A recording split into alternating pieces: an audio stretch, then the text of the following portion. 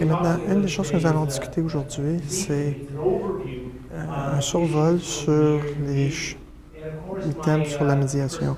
Et bien sûr, ma perspective n'est pas celle d'un médiateur. Je n'ai pas beaucoup d'expérience dans le domaine, c'est plus une perspective théorie et il y a souvent des problèmes, des choses qu'il n'y a pas. En théorie, il n'y a pas de choses. En théorie, il n'y a pas de problème. Il y a une différence entre la théorie et la pratique, mais en pratique, il y a une grande différence. Et je sais que ça va être une issue. Certainement, je vais passer à travers plusieurs items. Et en fait, plusieurs, sinon, tous vont aller plus en profondeur à travers les prochaines journées. Donc, ce n'est pas aussi approfondi que... Je t'ai demandé de parler un tout petit peu sur l'histoire de la médiation au Canada, particulièrement en regardant, pas sur les derniers 25 ans, mais avant ça aussi. Et de parler aussi de certains, ou moins identifier certains des politiques et pratiques. Et un des thèmes ce soir, c'est qu'il y a une différence entre la médiation de famille et ça, c'est par Earl Irving, bien entendu, qui est un des fondateurs de la médiation au Canada. Nous savons plutôt.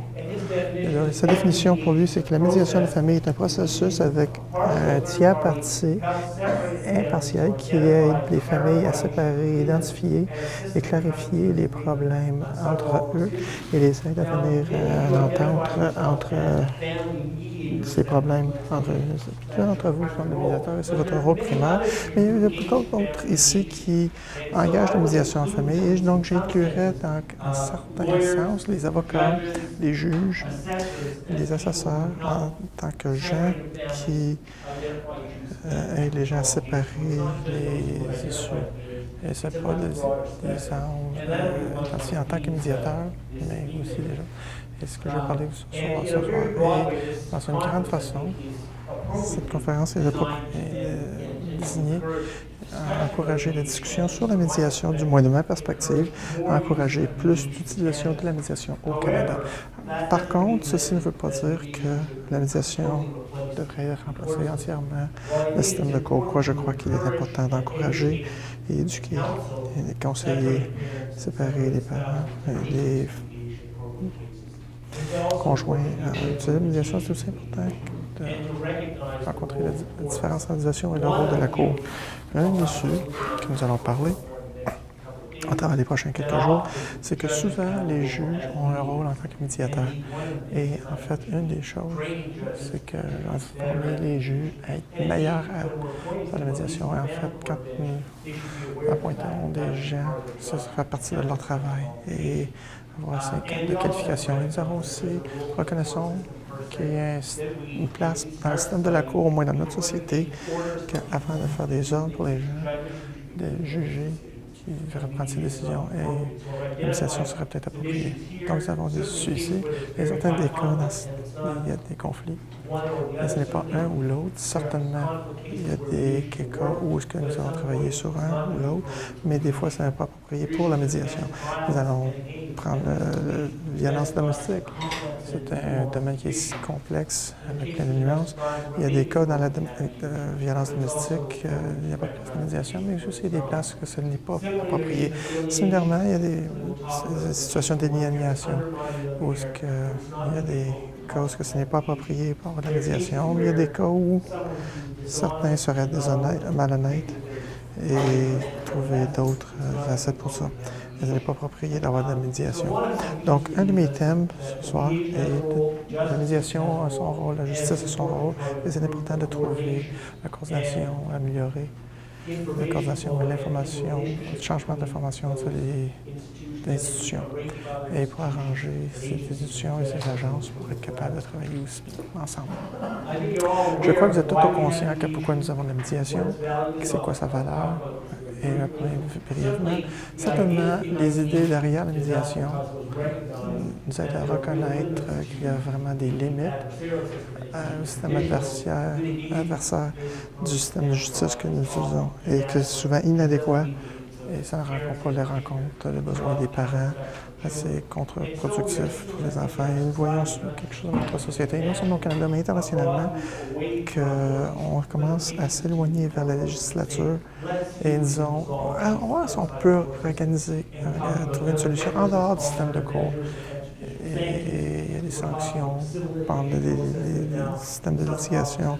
Dans certaines provinces, il y a des processus de litigation civile, et ainsi de suite. Donc, nous apprenons les choses. Nous reconnaissons aussi que les avocats commencent à changer comment est-ce qu'ils pratiquent la loi. Et c'est peut-être bien de reconnaître que leur rôle de la médiation est la pratique de la loi familiale plus collaborative. Et pour moi, la loi de famille collaborative est une place où il y a de la place pour la médiation. Et nous réalisons que une partie de la loi de familiale, c'est que nous aider à restructurer, de partir à être partenaire entre, en tant que parent, mais être partenaire à l'élever un enfant et que nous devons changer le processus. Et de reconnaître que la loi familiale n'est pas seulement à propos de la loi, mais aussi à propos, en fait, plus sur les enfants, les faits d'émotion, les problèmes sociaux et les relations, et nous aider à adresser ou comprendre ces situations dans un partie critique du processus de la médiation. Et c'est plus à propos de la médiation, même de la législature, mais c'est plus la médiation, ça place dans ça. Mais les gens doivent être tenus à compte pour reconnaître la relation permanente entre ces deux. Je ne pratique pas la loi de famille. Je l'ai fait un petit peu, mais une des choses que je sais de la loi familiale est que on ne sait pas vraiment quelqu'un jusqu'à temps qu'on les divorce. Et la réalité est qu'un divorce, séparé, je pense que c'est ça. Non, tu es séparé, mais ta relation, en fait, ne terminera jamais. Et on doit restructurer dans ce contexte. Certainement, dans certains contextes, la médiation peut être plus vite, moins dispendieux, et certainement, un des buts de se concentrer dessus, c'est que ça doit être mieux pour les enfants et que les parents aient une meilleure relation, une meilleure entente pour les besoins de leurs enfants. Et l'espoir, la reconnaissance est que les parents, le modèle traditionnel légal de législature, et que les avocats vont en cours, le juge fait une décision, c'est tout, c'est fini. Et dans certains contextes, ou plusieurs contextes, ça c'est vrai. Mais dans la loi de famille, le processus au complet, le juge est pas sage, la relation doit continuer, la médiation doit gérer avec cette relation. Et en fait, si les gens ont des enfants, ça ne va pas continuer. Les circonstances vont toujours changer. Les enfants vont être plus vieux, les besoins vont changer. Et les relations entre vous et les parents aussi vont changer. Maintenant, en termes que l'histoire de la législature, c'est important. En 1920, quand nous regardons en arrière, ça va à peu près à mi-chemin à travers un processus.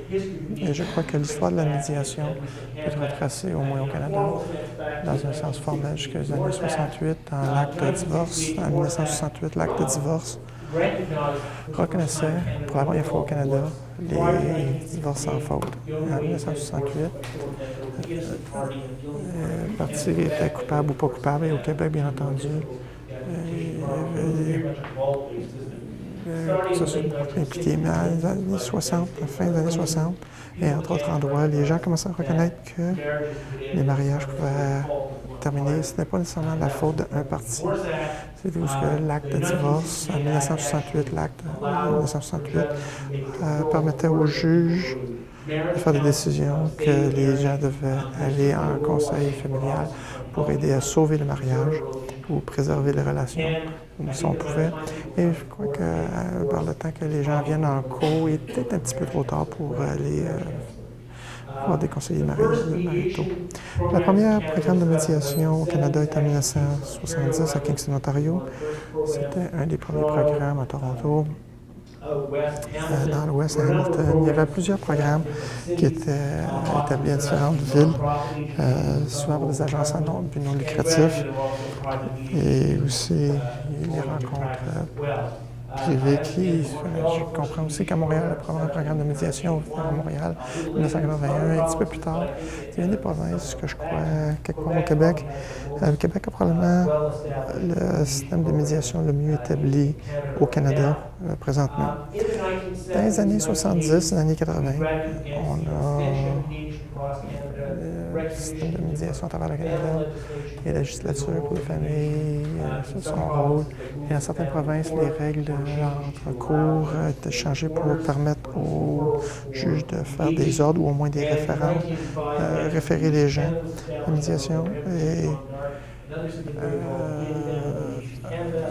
la législature au Canada, il y a eu d'autres organisations aussi qui avaient, l'agence civile qui avait en 1980-85, 1986, on a changé. Il y avait un divorce sans faute. Et aussi une reconnaissance que le temps que l'acte de divorce au Québec, il y avait beaucoup de discussions et de controverses. Les gens travaillaient pour que devait avoir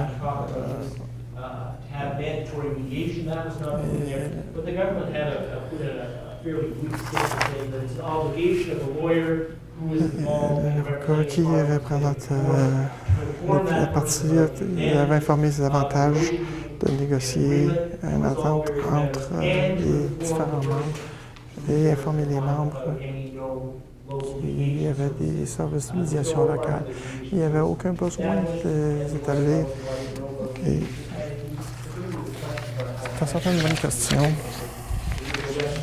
Une reconnaissance, au moins, que reconnaître la valeur de la médiation et d'avoir de la médiation. Et depuis ce temps-ci, je vais parler un petit peu de ceci. Demain, nous avons plusieurs orientations sur ce sujet. Depuis ce temps-ci, à travers le Canada, à travers côte à côte, nous avons quelle sorte de médiation dans chaque province qui, en quelque manière, qui est encouragée par le gouvernement ou subventionnée par le gouvernement ou organisée d'une manière quelconque par le gouvernement. Et certainement, maintenant, nous avons un système d'information à travers le pays, mais des programmes d'information où que les parents sont soit encouragés ou obligés de se présenter et la valeur de la médiation. Et en Ontario, par exemple, nous avons des probations obligatoires. Et en Ontario, c'est des programmes de 2 heures. Et c'est intéressant. Il y a des études sur ceci. Les étudiants de loi à Kingston, des programmes de mandatés c'est arrivé à quelques reprises qu'il y a des probations mandataires. La plupart, 75% des gens devaient y aller. Mais pourtant, c'était mandat obligatoire. Mais ils ne vont pas. Pourtant, il y avait des choses. Et une des raisons qu'on avait fait cette étude, c'est les avocats disaient que pourquoi il y a besoin d'y aller? J'ai déjà passé du temps à leur parler, puis il fallait qu'ils aillent voir l'information. Maintenant, ça devrait être là pour les gens qui n'ont pas d'avocat. Et ça a viré que les gens qui avaient plus que 100 heures d'information que 2 heures. Et on a fait ça. Et la réalité, qu'il y avait tellement de choses à informer dans 2 ans. Ils ont déjà eu l'éducation par leur première formation par l'avocat. Il y en a plus d'informations à travers le processus. Et les gens qui n'avaient pas d'avocat étaient tellement surpris par ce processus. Et quand je pense à ça en tant que professeur, en tant qu'adulte, je dis tout au cours-là, aller faire l'examen. Ils n'ont pas toutes les choses apprises en tant que tel.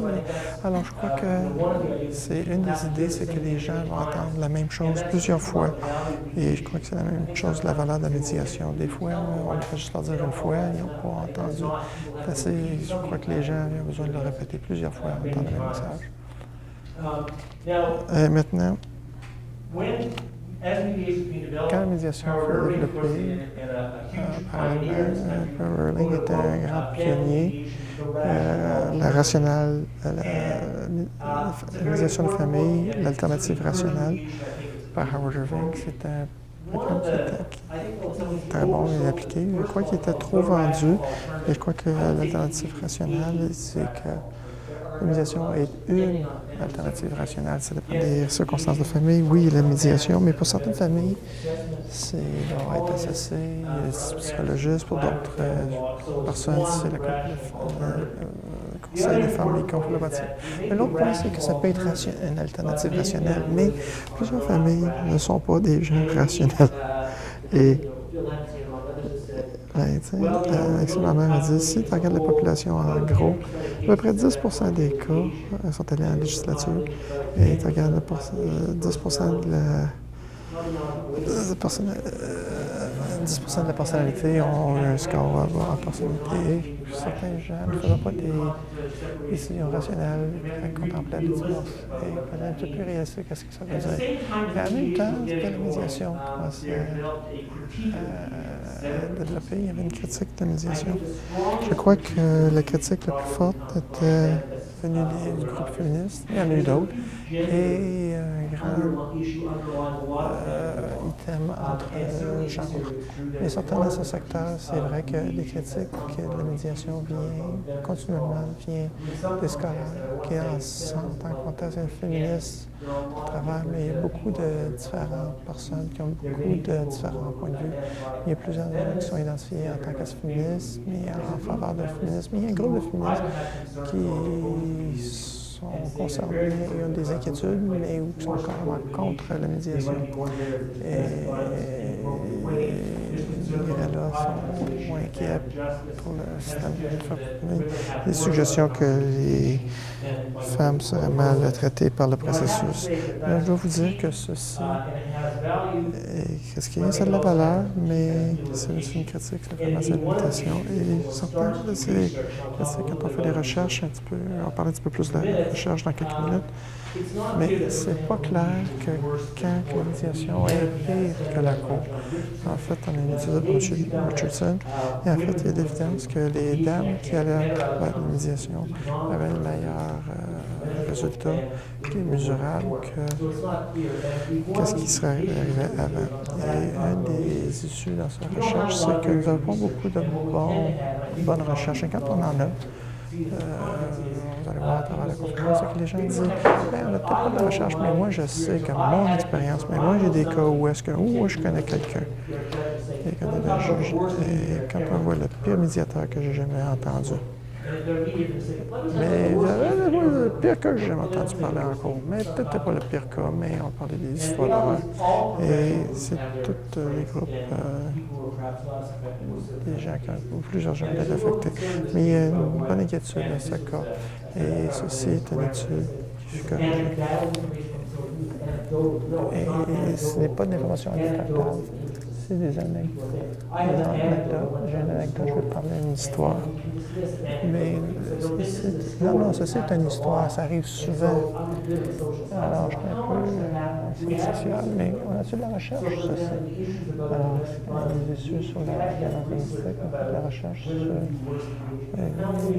les femmes font pire en organisation. Alors, qui fait recherche sur ça? Ça dépendait sur des anecdotes. Alors, sur un côté, l'organisation est trop vendue par certains organismes, on devrait juste avoir de l'organisation. Et dans d'autres cas,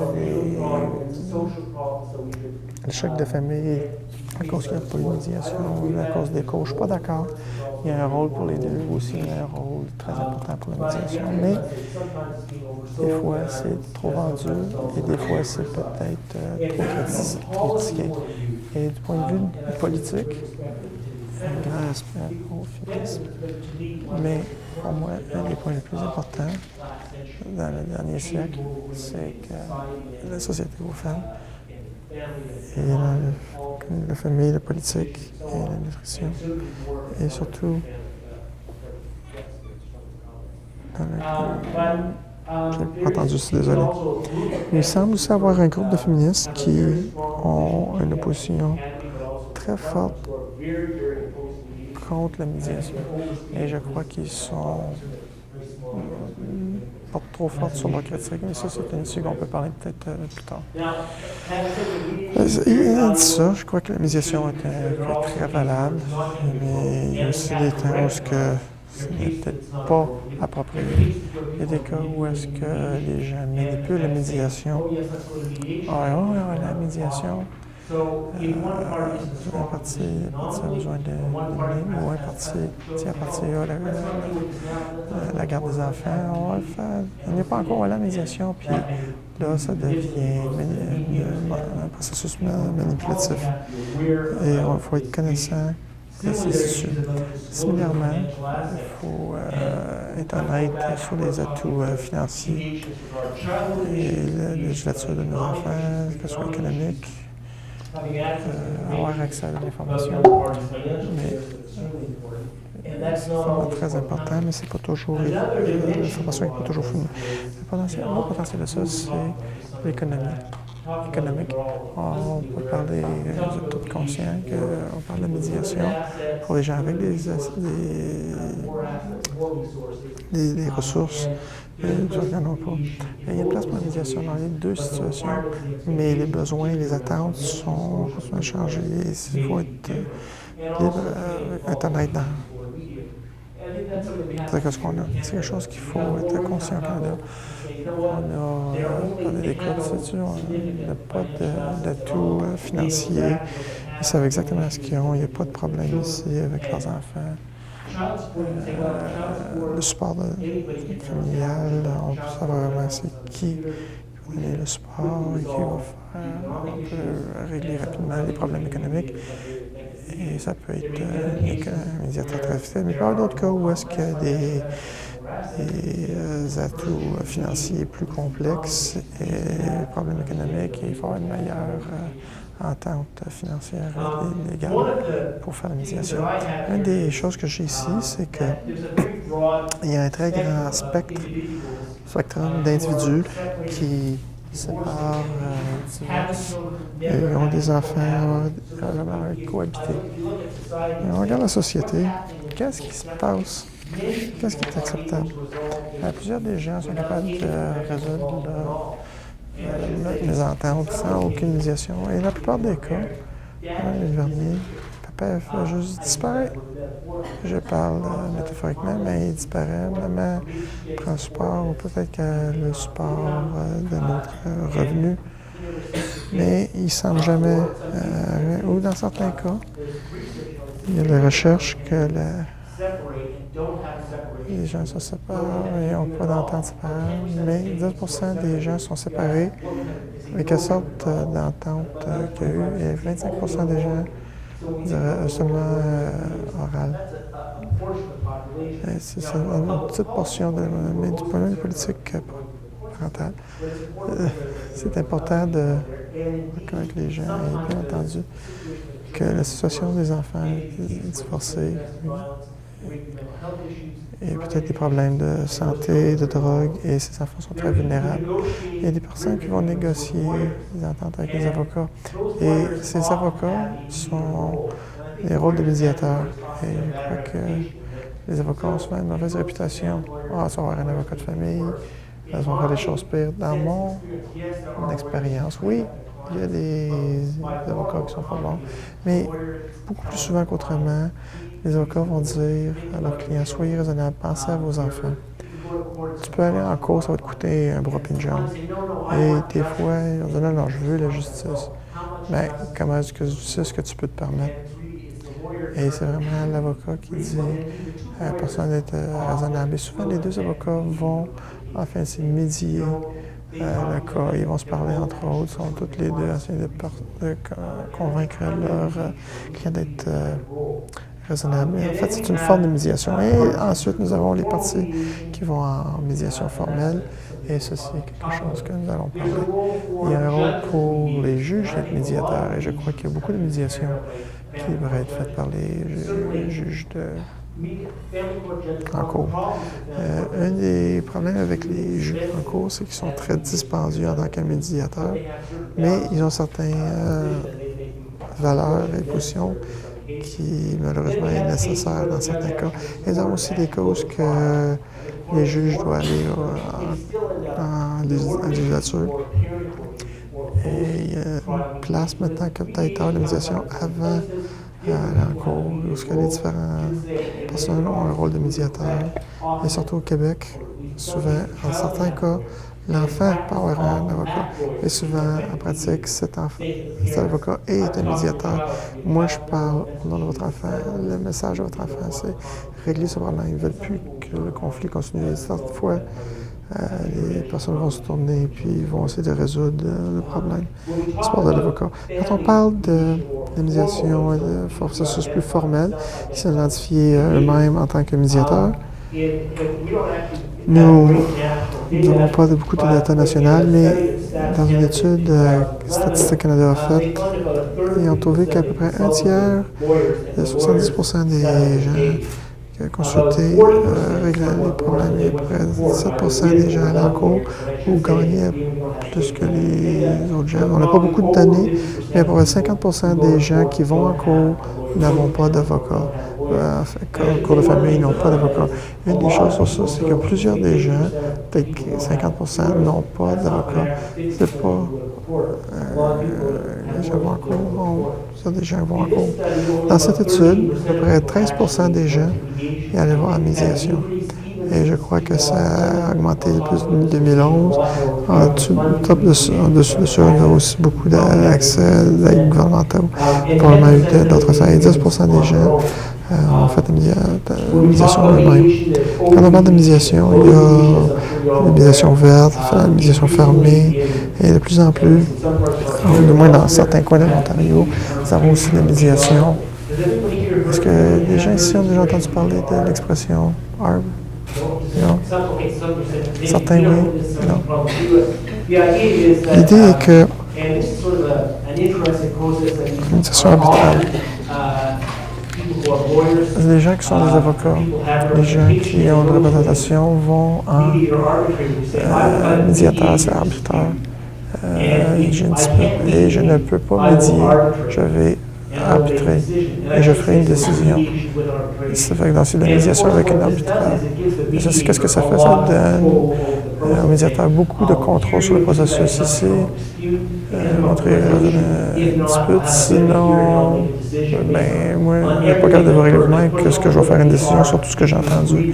Et bien entendu, vous êtes d'accord sur ce processus en avance. Donc, ça donne au médiateur beaucoup plus de leviers pour arriver avec une résolution. Et dans ce sens, c'est très similaire à un juge.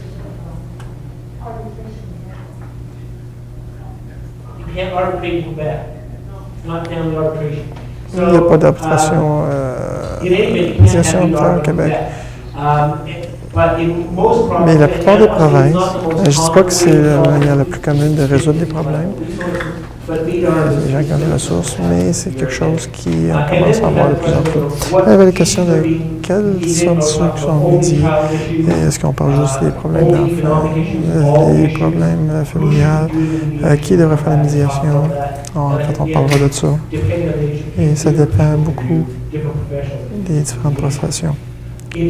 En termes de politique, il y a des problèmes dans certaines politiques. Bien entendu, beaucoup plus de politique. Bon, le temps me permet, je vais me concentrer sur 3 d'entre eux. C'est que une est quel est le rôle de la recherche? Il y a un nombre significant d'études. La bonne littérature, elle est une que je vais citer ici par John Kelly, qui a beaucoup de littérature sur ce domaine. Une des problèmes avec toutes les recherches de famille ou la science sociale dans le cas de la famille, c'est très difficile. Qui fait des études? Quelqu'un l'a fait un ici, mais c'est très dur parce qu'on fait une étude de des gens qui sont dans la médiation.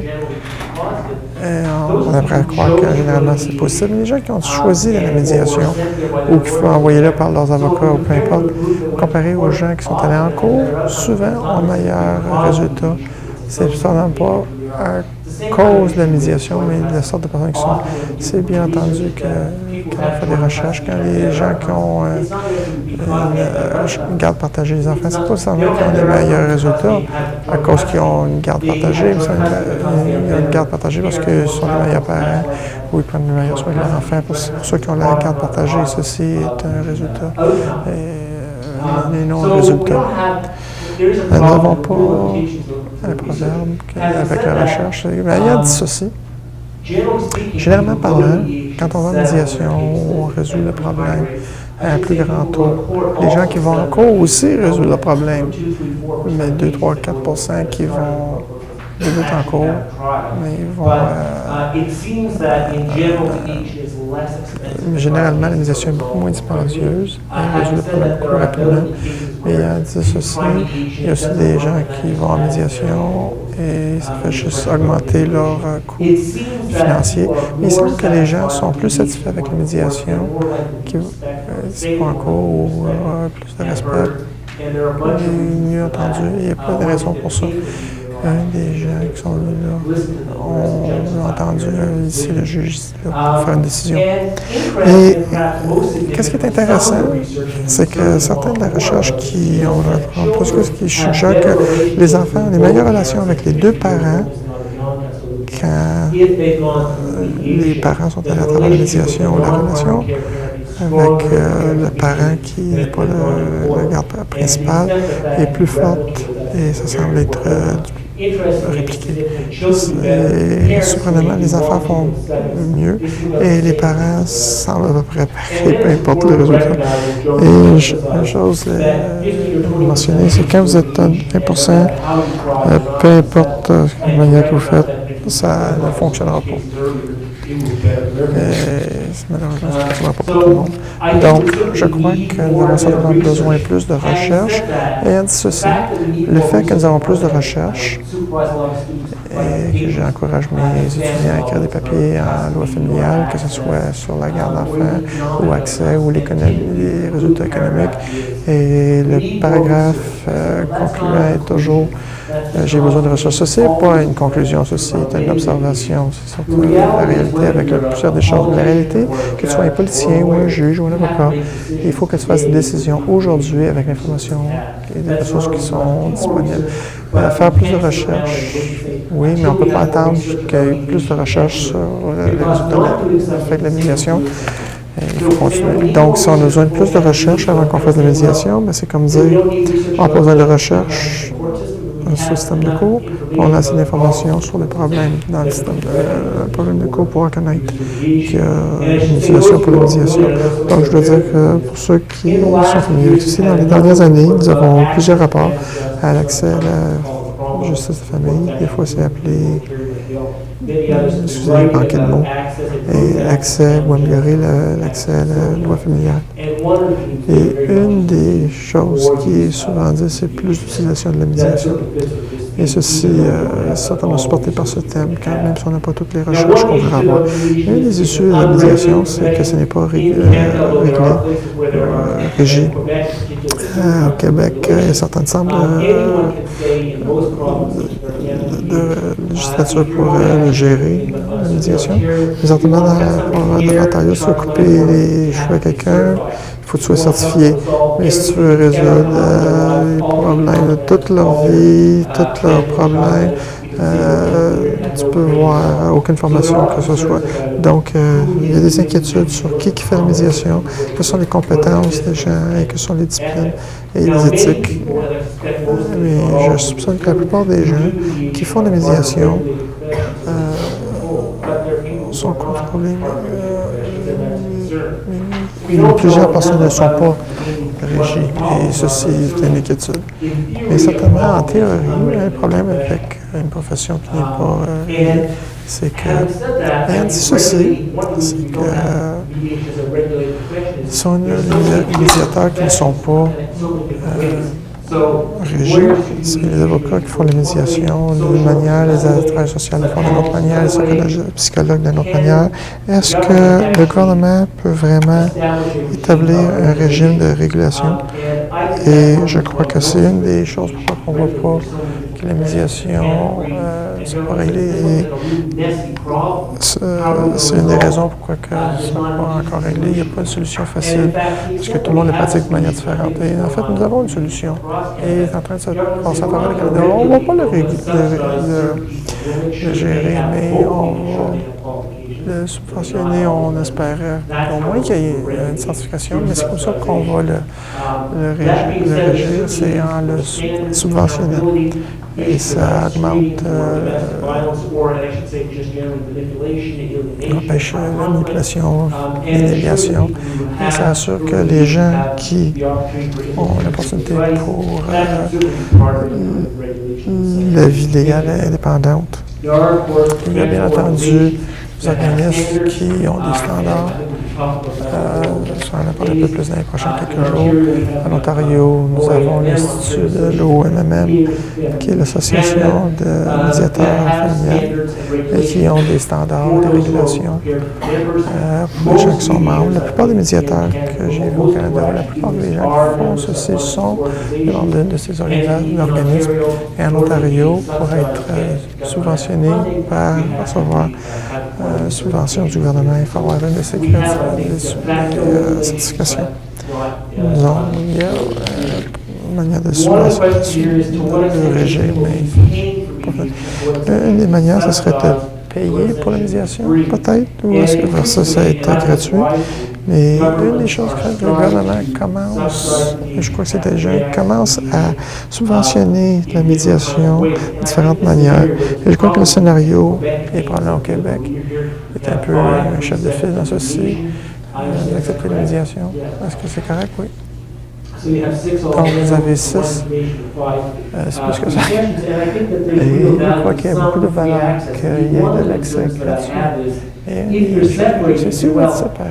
Et en Ontario, on va dire, je vais avoir, j'aurai pas accès gratuit, mais une des choses, quand je vais à un avocat, il faut que je paye l'avocat, mais si je vais à un psychologue, je paye le psychologue.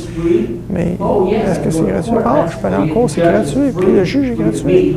Gratuit à moi, mais pas gratuit à la société. Donc, subventionner n'est peut-être pas la bonne chose. Ayant dit ceci, je crois qu'il y a aussi des issues sociaux légitimes. Et qu'est-ce que chose que les gens doivent payer pour, et particulièrement dans ces situations où les gens ont des problèmes très compliqués, peut-être avoir des services, je vais dire beaucoup, mais de point de vue social, les enfants, nous devons, en tant que société, protéger leur intérêt aussi. Donc, c'est une question de balancer ces inquiétudes, mais il y a place pour les deux. Et essayer de le garder gratuit si on est capable. Et à quelques points, à certains points, plusieurs de ces services, il va falloir les payer pareil. Mais c'est certainement une inquiétude. Il y a une chose très inquiétante avec la médiation en Australie. Je ne devrais pas Australie probablement plus en tant que la réforme de la loi familiale que la plupart du monde anglophone. Il a fait beaucoup de recherches aussi sur ces subventions, sur cette étude.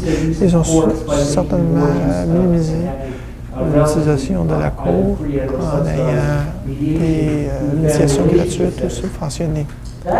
Ceci étant dit, même en Australie, ils ont une médiation mandatée, mais la manière de ne pas la faire mandatée et violence domestique, aussi on a des bonnes excuses pour ne pas y être, mais c'est mandaté à moins que...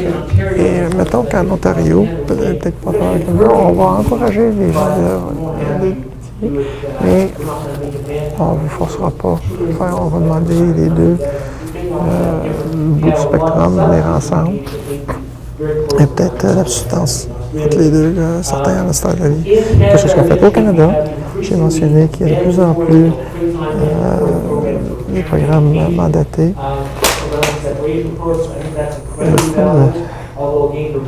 Il y a encore la recherche et plus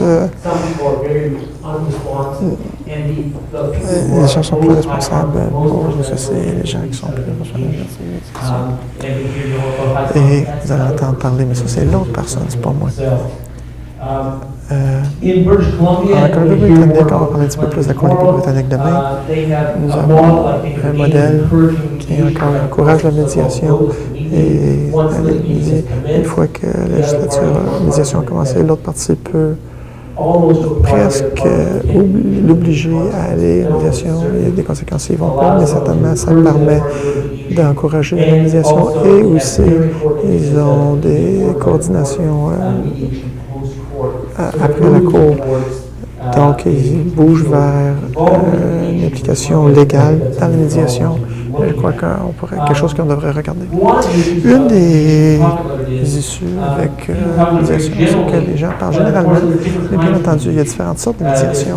Il y a la médiation qui est facilitée, qui va être résoudre la dispute. Il y a les médiations évaluées qui en fait disent non, c'est qu'est-ce qui va vraiment t'arriver. Il y a la médiation transformative où ce que c'est, on va t'aider à comprendre le problème puis changer tes attitudes. Et une des recherches, c'est qu'il y a une médiation, un programme de médiation, c'est aussi le taux de réussite. La question de médiation, ce que c'est évaluatif, transformatif, facilitatif, ceci n'est pas vraiment clair. Et plusieurs médiateurs, en fait, une situation dépendent du cas.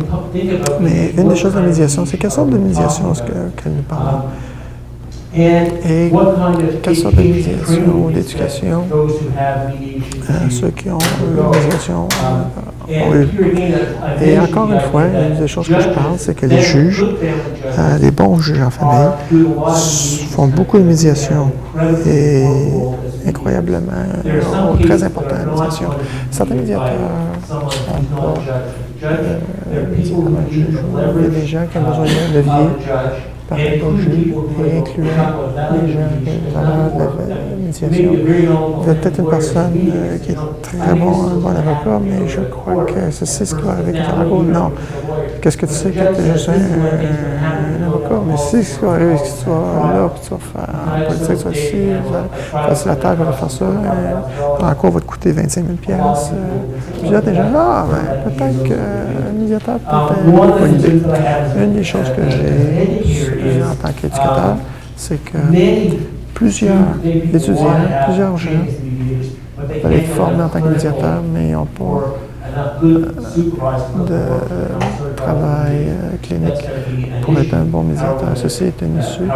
Comment est-ce que vous allez contribuer ou former, éduquer ces gens pour être des médiateurs? Et est-ce que 100 heures au FM, est-ce que 100 heures est assez suffisant? Quand on lit les articles, c'est pas 100 heures, c'est 2000 heures. Donc, ceci est des choses aussi qu'il faut regarder. Donc, le dernier terme que je veux adresser, c'est qu'il implique avec les enfants. Il y a certaines inquiétudes avec la recherche que j'ai vue ici, c'est qu'avec c'est que les enfants sont au cœur, à mon point de vue, devraient être au cœur du processus de dispute familiale, que ce soit en cours, que ce soit résolu à travers des avocats ou à travers la médiation. Ce sont les gens qui sont en train de vivre le processus.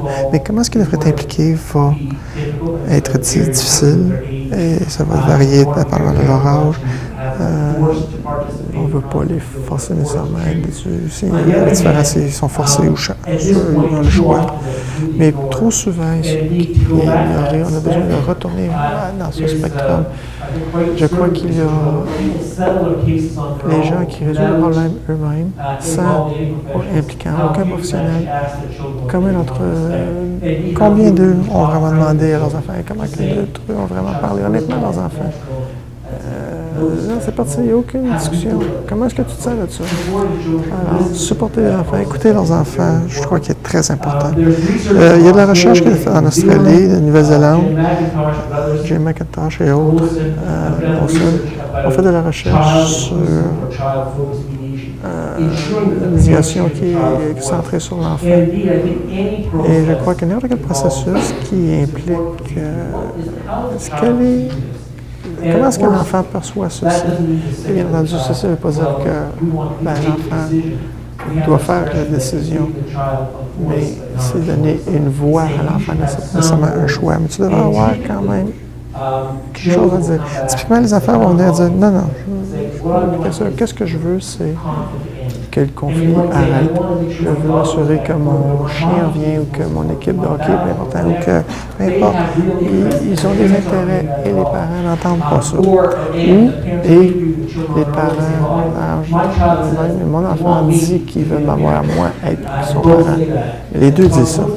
Alors, une chose que l'enfant, on voit de plus en plus dans le processus de médiation, de plus en plus, il y a différentes manières de gérer. Il y a des problèmes où est-ce que les travailleurs sociaux parlent à l'enfant, discutent avec le médiateur ou avec le parent. Il y a des causes que on gère avec l'enfant. Ici au Québec, le Québec est un grand chef de file dans les items les enfants qui rencontrent les juges. Ça n'arrive pas dans tous les cas, mais ça arrive beaucoup, certainement plus que dans le reste du Canada. Et ici, les juges, les enfants, sont les médiateurs pour les enfants. Donc, il y a un rôle pour les enfants. Et c'est tout fait de manière très sensible. Les enfants discrètement demander s'ils peuvent participer, mais ils devront demander s'ils veulent participer.